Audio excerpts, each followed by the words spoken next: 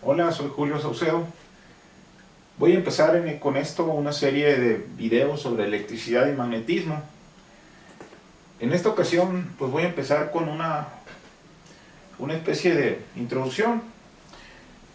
Primero que nada les quiero decir que la electricidad tiene una historia bastante larga, vamos a decir, al menos en el aspecto cualitativo. La palabra electricidad proviene de la palabra ámbar en griego y se sabe al menos desde el siglo VI a.C. que Tales de Mileto habló de algunas propiedades que tenía el ámbar. Por ejemplo, si ustedes lo frotan el ámbar, pueden ser capaces de atraer hojitas, ya sea de papel o hojas secas de árboles. Y pues pasaron muchos años en que esto se pudiera desarrollar un poco más.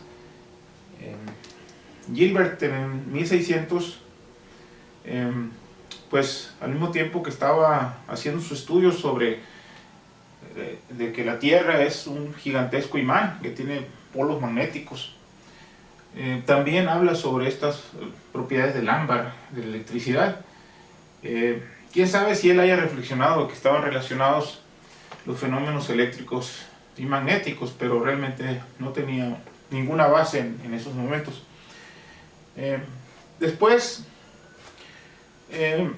sí hubo algunos desarrollos, digamos, en los siglos XVII y principalmente en el siglo XVIII. A mediados del siglo XVIII, precisamente, en 1747, Benjamin Franklin empezó a hacer sus experimentos y con ellos llegó a lo que él propuso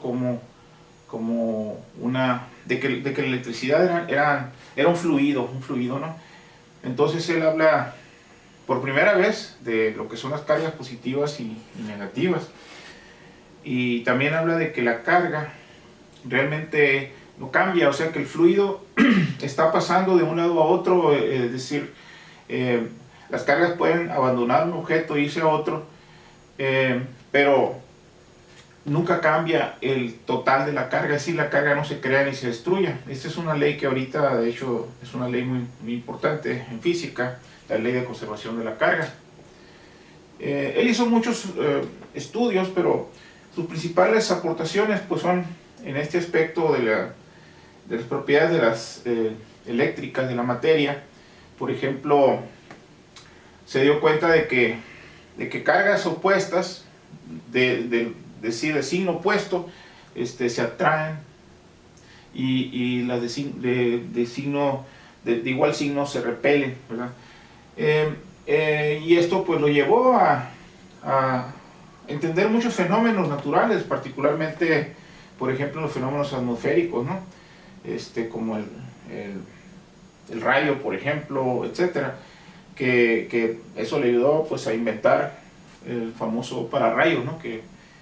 En fin, esto fue en 1747, unos veintitantos años después.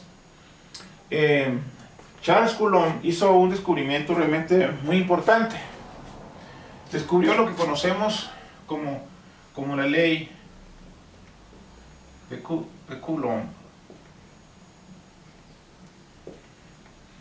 Para hacerlo, él primero diseñó un experimento, inventó de hecho un aparato que le permitiría estudiar cómo responden las cargas. Ya se tenían esas ideas básicas de que a veces las cargas se atraen, a veces se repelen, etc. Entonces él, en un experimento como este que está dibujado aquí, él puso, pues tuvo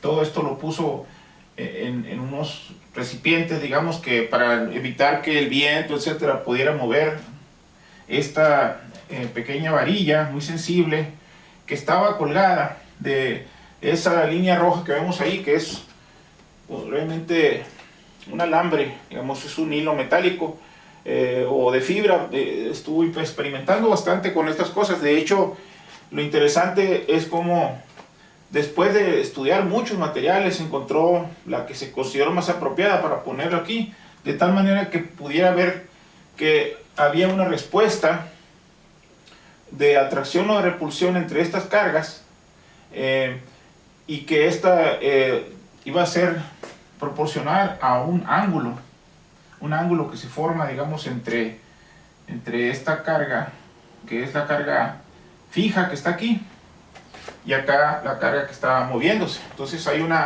si son iguales, es decir, del mismo signo, estas se van a repeler.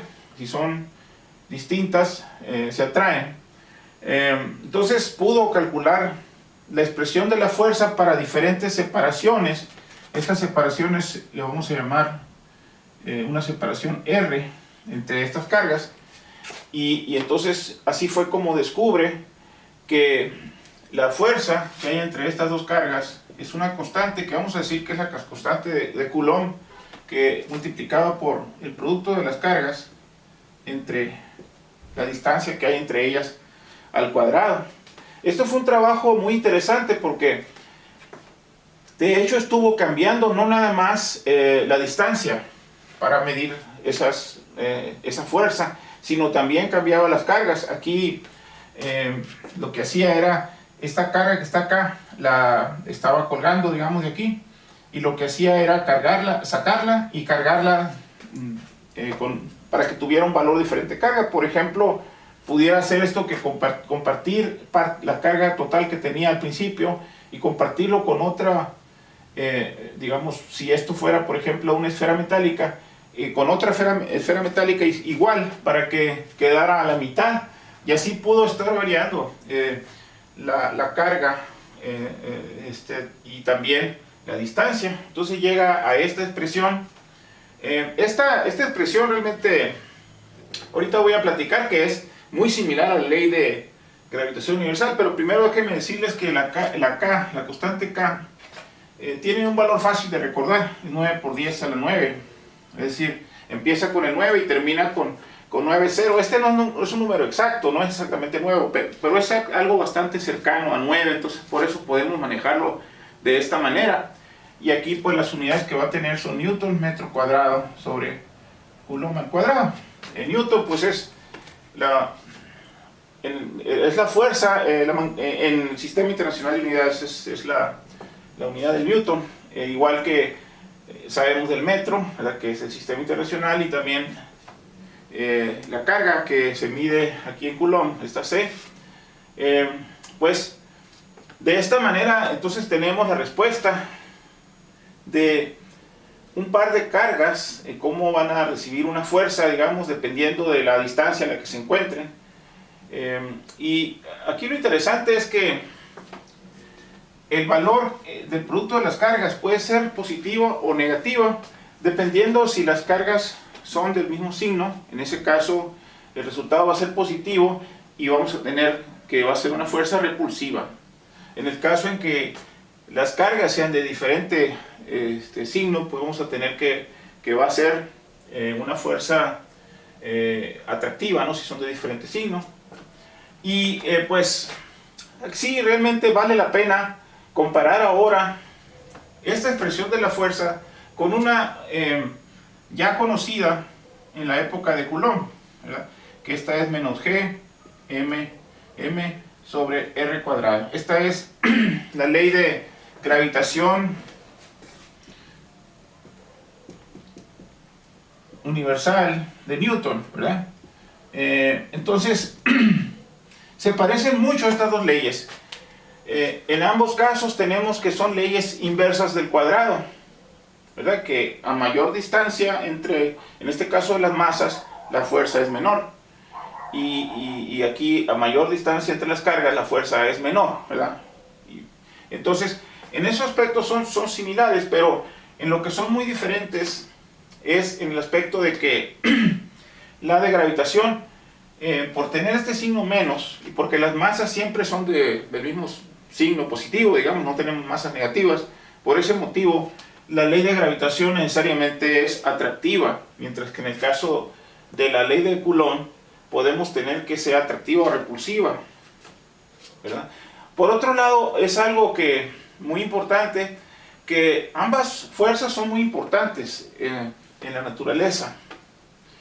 Y de hecho, sabemos nosotros la importancia que tiene la ley de gravitación universal, porque recordemos que Newton llegó a esta ley simplemente al tratar de unificar lo que había aprendido, digamos, de Galileo, de la caída libre de los cuerpos, o sea que los cuerpos aquí en la Tierra sentimos la atracción de la fuerza de gravedad, y eso hace que tratemos de ir hacia abajo, ¿no? Hacia el centro de la Tierra, y pues eso era conocido, digamos, de tiempos de Galileo, pero después Newton lo que hace es, al pensar, por ejemplo, que la Luna está en una órbita, ¿no?, alrededor de la Tierra, y que se le ocurrió pensar correctamente que la Luna está como que estuviera cayendo constantemente a la Tierra, es decir, que tiene siempre una fuerza, que hay una fuerza que está tratando de, una fuerza de atracción, digamos, de la Tierra a la Luna, y es precisamente la que lo mantiene en su órbita. Y así también podemos hablar de las leyes de los planetas y muchas otras cosas en el universo, ¿no? Como tenemos esos sistemas estelares, planetarios, en los cuales le dan realmente sentido a que esta sea una ley de gravitación universal, ¿verdad? Porque tiene un alcance enorme, ¿verdad? Entonces, a gran escala, esta es la ley que domina en el universo. Sin embargo, para distancias más pequeñas, la ley de Coulomb es realmente la más fuerte en el rango de nuestros tamaños como seres humanos, de hecho, desde el tamaño de los átomos hasta el tamaño de miles de kilómetros. Esta fuerza es más fuerte que la de gravitación, ¿verdad? Esto es algo bastante interesante. Inclusive, una cosa que quiero mencionarles, por ejemplo, cuando tenemos el caso en el caso de los núcleos, por ejemplo, tenemos varios protones y que se mantienen unidos, esos protones, en un núcleo, por decir algo, el núcleo, por poner un pequeño ejemplo, ¿no? Si tenemos el caso del núcleo del helio. Entonces tenemos el núcleo de helio, tenemos dos protones, que son dos cargas positivas y dos neutrones, ¿verdad? Y esto se encuentra en un núcleo. Y fíjense, parece que estamos contradiciendo lo que estoy diciendo, ¿no? Porque la distancia que hay aquí es extremadamente cercana a la que hay entre estos dos protones. Y estos no cuentan, los neutrones no cuentan, ¿verdad? Porque ellos no tienen carga. Pero aquí hay una fuerza electrostática increíblemente alta dentro del núcleo para estos protones. Y sin embargo, sabemos que son estables en el helio y en cualquier otro núcleo, ¿verdad? Y eso se debe a que hay una fuerza que supera a la fuerza esta eléctrica, vamos a decir, ¿verdad? Lo que está sucediendo es que adentro tenemos fuerzas nucleares, como la fuerza fuerte, por ejemplo, que mantiene unido a los protones cargas positivas dentro del núcleo. Y aquí, en esta plática, pues ya estoy hablando de tres fuerzas, de las cuatro fuerzas que se conocen en la naturaleza, ¿verdad? La fuerza gravitacional, la fuerza eléctrica, que vamos a desgeneralizar, que es la fuerza electromagnética, la fuerza nuclear, que es de muy corto alcance, y todavía hay otra fuerza por ahí, que es la fuerza débil, que no les voy a platicar en este momento. Pero el hecho es de que esto es importante recalcar, que esta fuerza que está aquí es la fuerza más importante para nosotros seres humanos que vivimos aquí en este planeta. Casi todos los fenómenos que nosotros experimentamos están relacionados con la fuerza eléctrica. Y no estoy simplemente refiriéndome al caso de las tormentas eléctricas y cosas de esas, sino cosas mucho más elementales, como por ejemplo todos los procesos que ocurren en nuestro propio organismo, ¿verdad? Los latidos del corazón, todas las señales eléctricas que tenemos en el cerebro, digamos, todo el sistema nervioso, nuestro contacto con las superficies, ¿verdad? Todo eso tiene que ver porque es posible que haya movimiento de cargas, ¿verdad? Entonces es una fuerza realmente muy importante, ¿verdad? A grandes escalas sabemos que gravitación domina, pero a escalas desde el tamaño del átomo, que es más grande que esto, ¿verdad? Porque estamos hablando que el núcleo pues es realmente como 10.000 veces más pequeño que el átomo. Pues el tamaño del átomo hasta miles de kilómetros, la fuerza dominante en la naturaleza es la fuerza eléctrica.